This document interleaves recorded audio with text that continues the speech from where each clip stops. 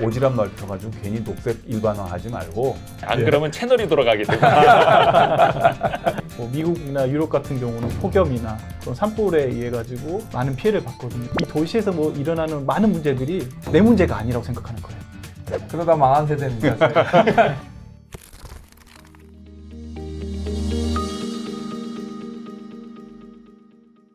위기를 기회로 만들고 남들이 안 하는 걸 하는 거에 대해서 영국 사람이 민감한 게 하나 있고요. 그런 가운데 브렉시트가 터졌잖아요. 예. 아마 최초의 브렉시트는 제가 생각하기에 가톨릭에서 이탈한 성공회 1534년인가 그게 브렉시트의 최초라고 생각을 하는데 브렉시트가 터지고 나면 영국은 이제 진짜 고립이 된다. EU에서 떨어져 나간다. 런던 금융시장은 프랑크푸르트로 흡수가 된다 하는 공포감이 있을 때 이럴 때 우리는 그러면 기후금융 이런 쪽으로 해가지고 다시 우리 주도권을 계속 갖고 오는다 하는 그런 발상이 또 역발상이 시작된 것 같습니다. 그래서 영국은 요약해서 말씀드리면 역사적으로 새로운 거에 대한 도전에 적극적이고 그다음에 브렉시트 이후에 영국이 고립될 거에 대한 공포감 이런 것들이 결합이 돼가지고 기후금융을 새로운 기회의 창으로 생각하는 것 같습니다. 기후금융이라고 쓸 수 있고 뭐 녹색금융이라고도 쓸 수 있는데 제가 좀 잘 몰라서 그러는데 그러면 이제 영국 같은 경우에 이 기후금융, 녹색금융을 이제 파이낸싱을 받을 거 아닙니까? 뭐 채권이 될 수도 있고 뭐 주식이 될 수도 있고 여러 가지가 될 수도 있는데 근데 거기도 똑같나요? 우리도 그럼 이거 가지고 기후변화 대응하는 데 쓸 거야. 이렇게 집행을 하는 그거라고 인식을 하면 되나요? 그렇죠. 그것도 있고 이제 영국의 뭐 보험사든지 이런 데가 평가 같은 걸 잘하잖아요. 그러니까 다른 나라에서 소위 녹색자 붙고 뭘 자금을 조달한다고 그러면 우리 기준으로 봤을 땐 그건 녹색이 아니야. 그렇죠. 이러이러한 조건을 갖춰야 돼. 그 자격증을 얻고 싶으면 우리한테 컨설팅 비를 내고 평가를 받아봐. 등급을 받아야 돼. 신용평가 회사가 하는 것처럼 지금 미국계 신용평가 회사인 S&P나 무디스가 하는 것처럼 기후평가는 영국이 종주국이야. 뭐 이런 쪽으로 나가는 것이죠. 그래서 그걸 새로운 기회의 기회로 활용하는 겁니다.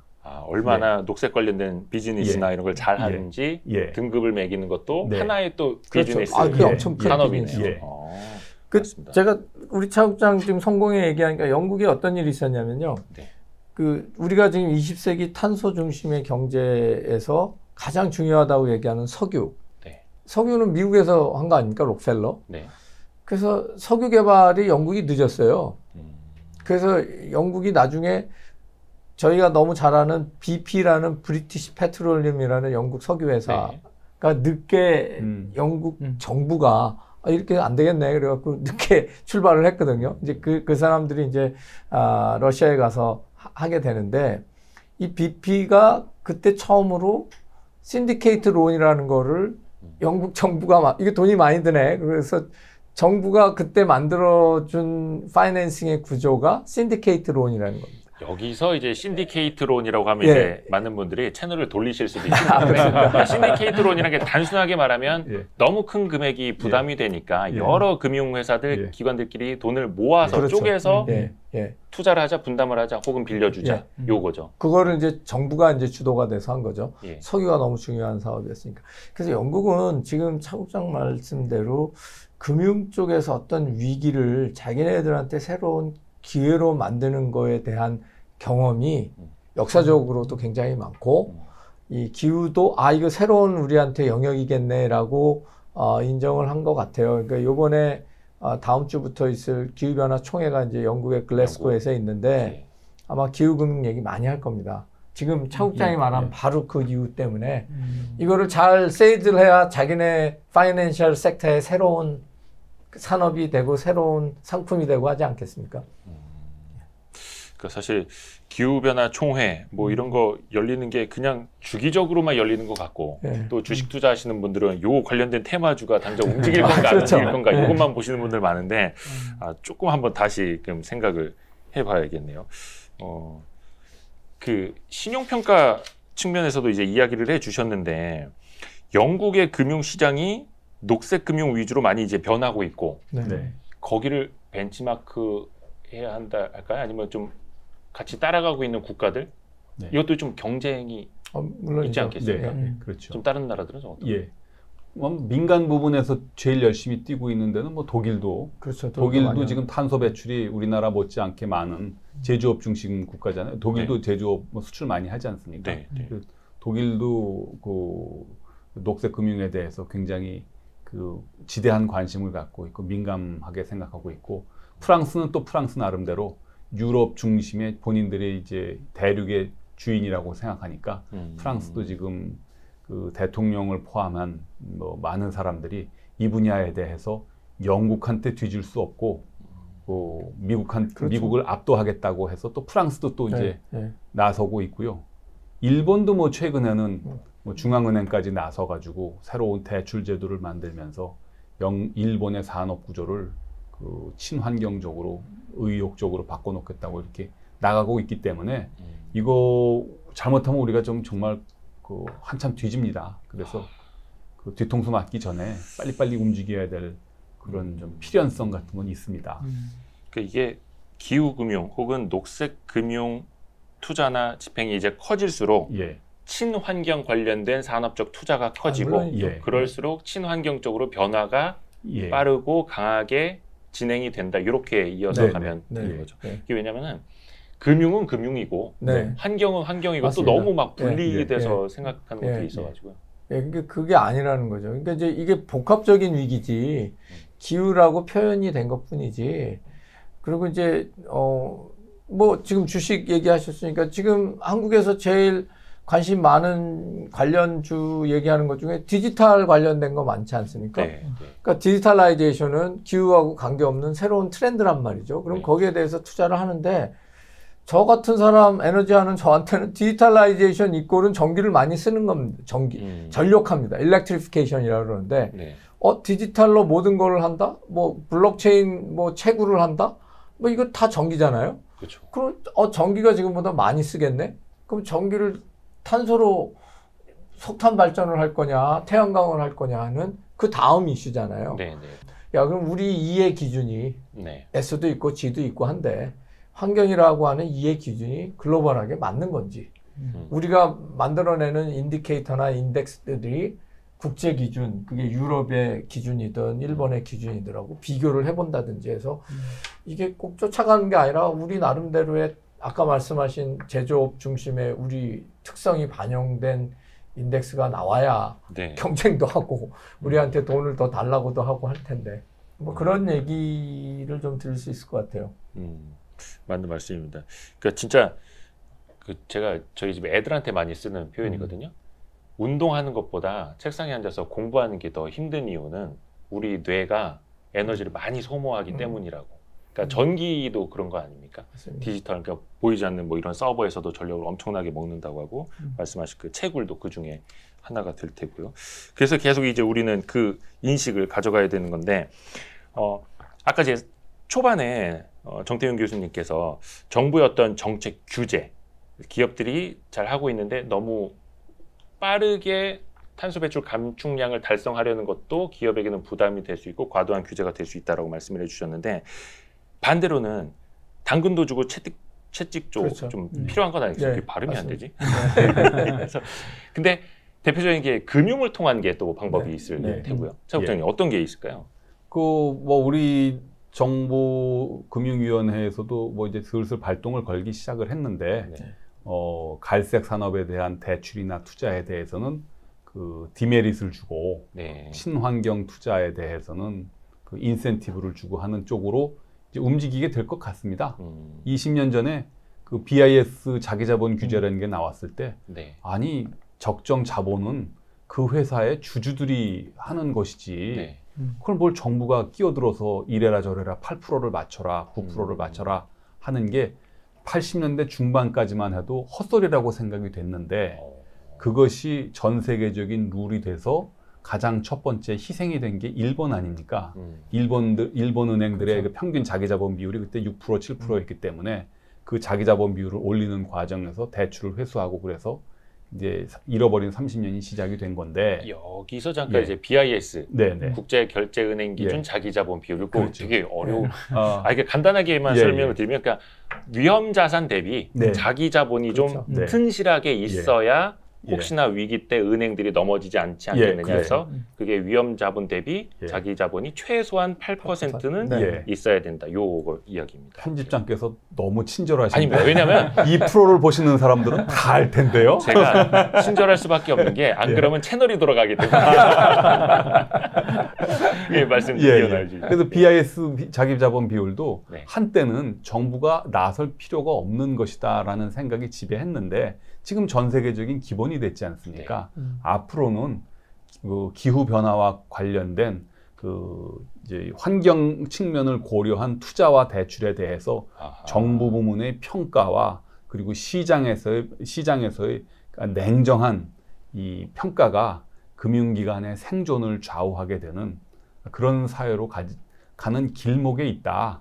그래서 그 선진국들이 부여한 BIS 비율 잘 맞추고 또 선진국들이 평가하는 S&P 또는 무디스의 신용평가 등급을 잘 받는 그런 범생이의 기존 시스템에서의 범생으로 남는 데만 우리 금융기관들이 안주를 한다면 새로운 기준이 도입이 돼서 새로운 규제가 적용이 됐을 때 한국은 이제 잘못하면 이제 큰 코 다치는 거죠. 예를 들면 옛날에 본고사 대학 입시에 본고사가 있었을 때 국영수만 잘하면 되는 줄 알았는데 갑자기 예비고사를 봐가지고 이거 뭐 과학하고 뭐 제2외국어까지 평가한다고 그러면 낭패 보는 그런 세상이 될 수가 있기 때문에 국영수만 너무 집중하지 말고 체육하고 예능하고 과학도 그게 저희 첫 세대죠, 그죠?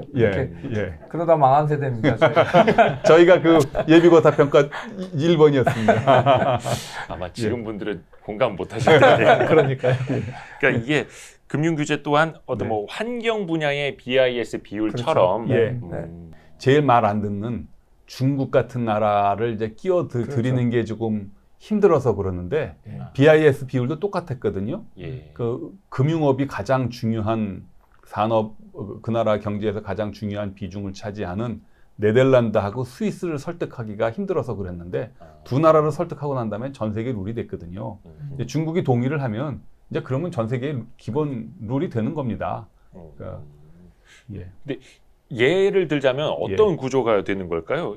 금융 규제를 한다라면은 친환경 관련 자본이 어느 정도는 필요하다, 막 이런 규제가 생기는 거예요? 그러니까 어떤 은행의 대출금, 투자금을 봤을 때 갈색 산업에 얼마 투자했어? CO2 배출 이 산업에 대해서 투자 비중이 얼마야? 그걸 쭉 봐가지고 저 회사의 환경 점수는 더블 B입니다. 저 은행의 그 포트폴리오는 녹색 측면에서 트리플 A입니다. 그것이 이제 그 주가에 영향을 미치고 뭐 그렇게 되는 세상으로 지금 옮겨가는 중이라고 저는 생각을 하고 있습니다. 다른 예를 제가 하나 드리면 우리나라가 이제 선진국 됐잖아요. 그래서 이제 수출입은행이라는 거 있지 않습니까? 수출입은행의 그 금융 중에 해외 석탄 산업에 금융 지원을 해주는 게 우리나라, 중국, 일본이 전 세계 탑 1, 2, 3입니다. 그래서 지난 6월인가요? G7 정상회담에 저희 대통령이 가셨었을 때, 야, 그 해외 녹색, 해외 석탄 금융하는 거 좀 그만해. 라는 거 있지 않습니까? 그게 무슨 국제 규범은 아니지만 압력이었죠. 결국 저희 안 한다고 했지 않습니까? 그러니까 이제 그런 식의 얘기가 지금 우리 차 국장님 말씀하신 대로 그런 압력의 차원이 아니라 이제 국제적인 규범이 되고 규제가 되고 하는 추세로 방향으로 간다는 얘기예요. 근데 참 이게 아이러니한 게 수출입은행이 그냥 뭐 단순히 금리 몇 % 벌려는 게 아니라 우리나라 엔지니어링 업체들이 현지에 나가서 엔지니어링을 할 때 거기를 기업들을 도와주기 위해서 돈을 빌려주고 하는 건데 그게 굉장히 안 좋게 보일 수 있다는 거죠. CO2를 내니까 석탄 발전을 하니까 참 이게 아이러니합니다. 이제 아까 차 국장님께서 말씀하셨던 일종의 그 녹색금융 분야의 BIS 비율 같은 거는 금융회사로 하여금 갈색 대출보다 녹색 대출을 더 많이 하도록 해서 금융을 통해서 산업의 변화를 가져오려는 이런 변화로 네. 우리가 인식을 하면 되겠네요. 그리고 참 이 책에 그 중요한 내용이 녹색 어음, 네. 녹색 예. 어음주의라는 네. 말이 네. 나온다면서요. 예. 네. 근데 이게 사실 녹색은 압니다. 근데 이게 어음도 어려운데 예. 녹색과 어음이 붙어버리면 예. 이게 무슨 개념이지 싶거든요. 예. 좀 예. 쉽게 좀 설명 좀 해주세요. 제가 아마 이 책에서 제일 강조했던 부분이고 예. 전 세계에서 아마 제일 먼저 그 단어를 만들지 않았나 싶은데 예. 그 영어로는 그린 빌스 닥트린 예. 그거는 이제 진성 어음주의라는 200년 전에 그 리얼 빌스 닥트린에 이제 상대되는 개념인데 쉽게 말하면 그렇습니다. 은행은 무엇으로 사는가? 무슨 톨스토이의 인간은 무엇으로 사는가 하는 그런 우화를 생각하게 하는데 200년 전에 근대 은행업이 시작이 됐을 때는 은행이 우리 사회의 가치를 평가하고 또 올바른 부분에 자금을 공급하는 역할을 했었어요. 그래서 이제 그때는 금리 조절이 없었습니다. 금리를 조절하면 어떤 일이 생기는지는 몰라가지고 영란은행 같은 경우에는 그 80년 동안 금리를 한 번도 산업혁명 과정에서 안 바꾼 적도 있는데 어떻게 그러면 경기를 조절했냐 하면 우리 영란은행, 중앙은행이죠. 는 농업 부분에 대해서 어음을 할인한다. 경기가 조금 안 좋으니까 농업 말고 수산업도 지원을 한다. 이게 특정한 부문을 지정을 해가지고 그 부분에서 발행되는 어음을 할인해 줌으로써 경제를 살리고 좀 진정시키고 하는 역할을 했었어요. 즉, 그 금융이 그 특정 부문에 돈을 공급해주고 경기를 활성화하게 하는 그 중심에 섰는데 1, 2차 세계대전을 겪으면서 미국이 세계에서 가장 국채를 많이 발행하는 나라로 부상을 하면서 중앙은행은 그런 고민하지 마시고 연방정부가 알아서 국채를 발행해서 땅을 파고 복지도 하고 건설도 할 테니 중앙은행을 포함한 금융기관은 국채를 금으로 생각하고 그거를 사고 파세요 하는 게 지금 국채 중심의 공개시장 조작으로 움직이는 지금의 금융 환경 아닙니까? 중앙은행. 예. 그 환경에서는 정부가 모든 것을 다 알아서 하고 중앙은행이나 상업은행은 그냥 정부 뒤에서 정부가 뿌려놓은 국채나 사고 파는 굉장히 좀 수동적이고 좀 보완적인 거에 그쳤지 않습니까? 결국 경제 문제의 모든 핵심은 이 세상을 움직이는 힘이 정부냐 민간이냐 하는 그 두 개의 큰 싸움인데 어느덧 20세기 후반으로 가면서 정부가 앞장서고 모든 거에 민간은 뒤로 후퇴한 지금 이런 형국인데 제가 강조하는 녹색 어음주의는 정부도 중요하지만 결국 중앙은행과 상업은행들이 무엇이 우리의 미래를 결정하고 우리의 경제적 부를 결정하고 가치를 측정을 하느냐, 갈색 산업을 좀 줄이고 녹색, 친환경적인 것이 다음 세대의 이 생존과도 관련된 중요한 문제니까 중앙은행과 상업은행들이 녹색 분야에 관심을 갖고 주도적으로 돈을 풀고 주도적으로 대출을 하고 주도적으로 투자를 한다. 그것이 마치 200년 전에 영란은행이 리얼 빌스 닥튼이라고 해서 민간 부분이 발행한 어음을 사주는 것을 통화 공급의 기본으로 삼았던 그 정신으로 돌아가는 것이다 해서 제가 주장하는 녹색 어음주의는 국채 중심에 정부가 모든 것의 중심에 서고 민간은 백댄서가 되는 이런 것이 아니고 인류의 미래를 살리는 문제에서 민간이 메인 싱어가 되고 정부가 백댄서가 되는 이쪽으로 가야 된다 하는 그런 생각을 담았습니다. 그러니까 중앙 중심에서 민간을 훨씬 더 활성화해야 한다라는 취지에서 녹색 어음주의라는 표현을 쓰신 거네요. 요게 이제 구체적인 어떤 예가 좀 있을까요?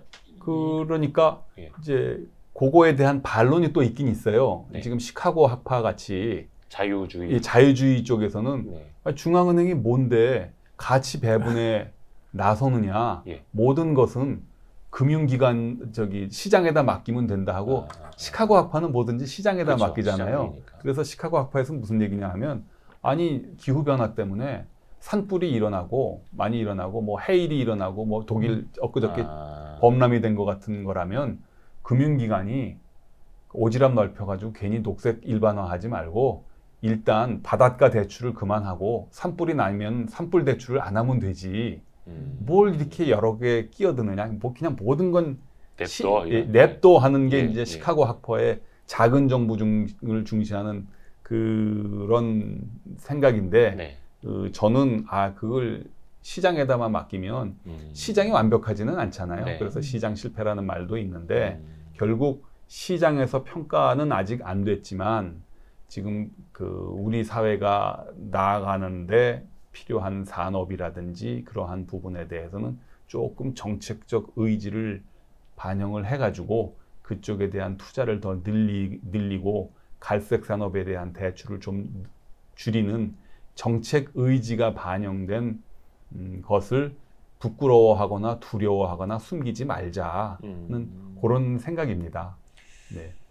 그러니까 친환경적인 데에다가 훨씬 더 유동성을 더 적극적으로 공급을 해야 되고 그것은 곧 민간이 많이 움직일 수 있도록 판을 짜줘야 되는데 그 판이라는 게 또 역설적이게도 정부가 특정 숫자로 규율을 만들 수도 있는 걸 테고요. 그러니까 좋은 예가 아주 옛날 얘기이기 때문에 뭐 기억 못 하시는 분들도 있겠지만 1980 벌써 40년이 넘었네.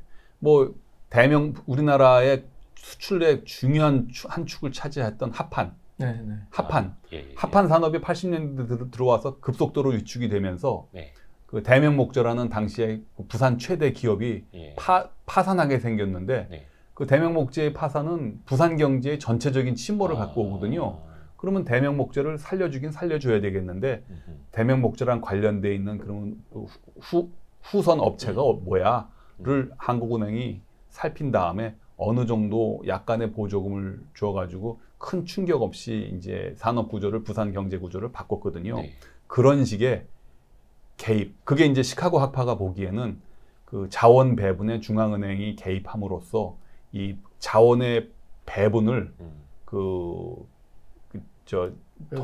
통화당국이 개입하는 거니까 그거는 정치 행위다라고 보는 경향이 있어요.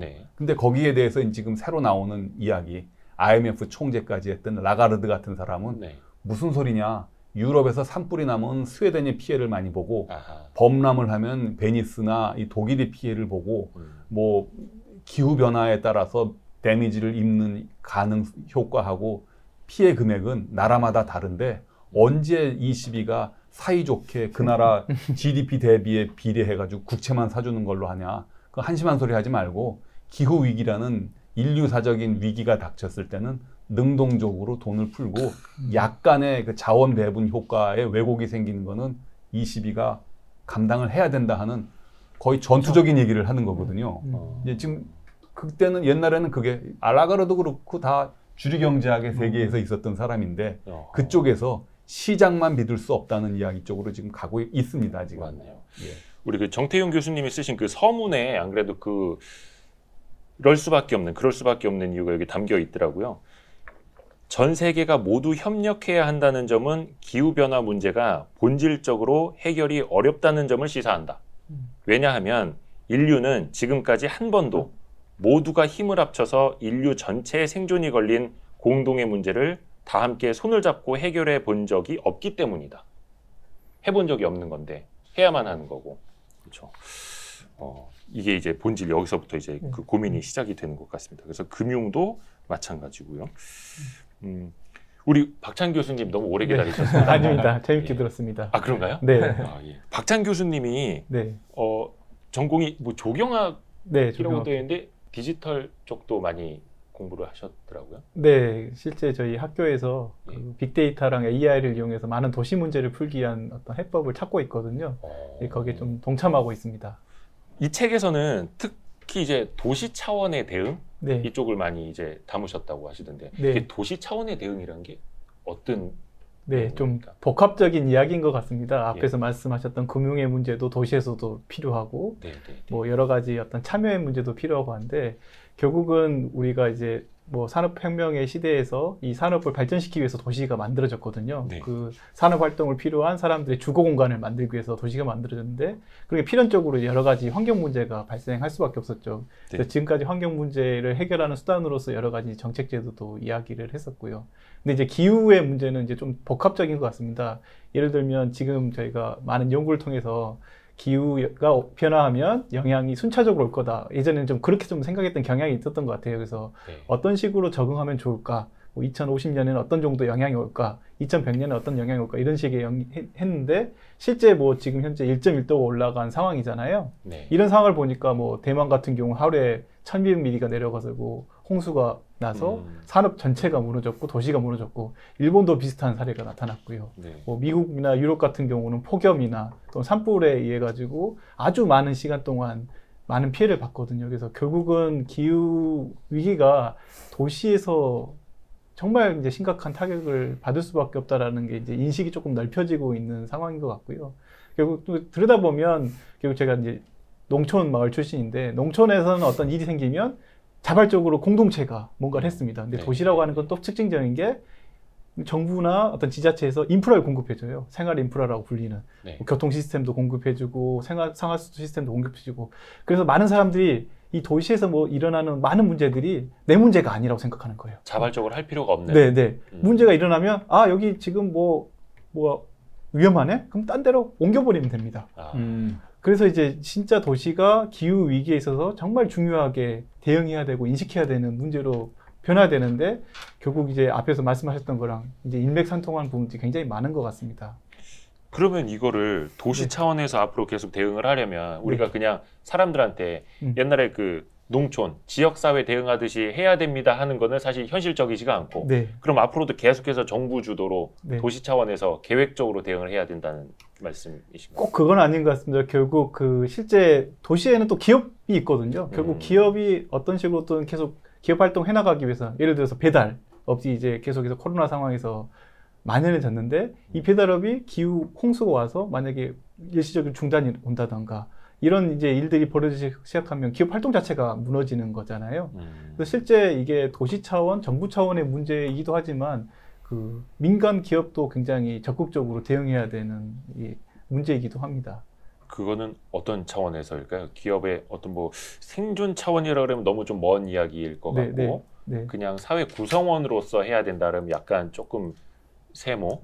네. 거기 그렇게 하면 당신네들 이익이 됩니다. 돈이 된다 그러면 이제 바로 뛰어들 텐데. 네.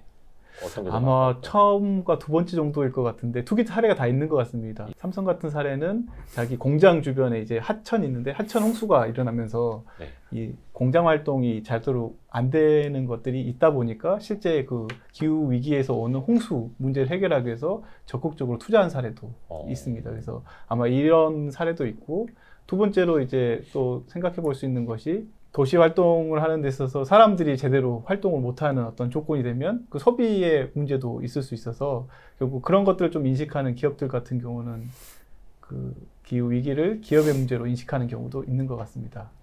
일종의 ESG 대응이 되겠네요. 네, 맞습니다. 제일 이제 앞에 있는 이 환경 측면에서 그거는 어떻게 보면은 도의적 차원, 사회 구성원으로서 그리고 또 ESG 경영 차원에서라는 거는 뭐 물론 그게 이제 최근에 화두가 많이 되고는 있습니다만 이게 지속 가능할까요? 저도 일시적인 움직임일까 계속 가는 움직임일까 여러 가지 고민을 하고 있거든요. 실제 이제 ESG 사업으로 많은 이제 홍보가 되고 있는 것 중에 하나가 나무 심기, 뭐 이런 것도 이제 도시 차원에서 굉장히 홍보가 되고 있는데. 제가 이제 환경부 일을 하다 보니까 좀 눈에 띄는 어떤 제목이 있었습니다. 그게 뭐냐면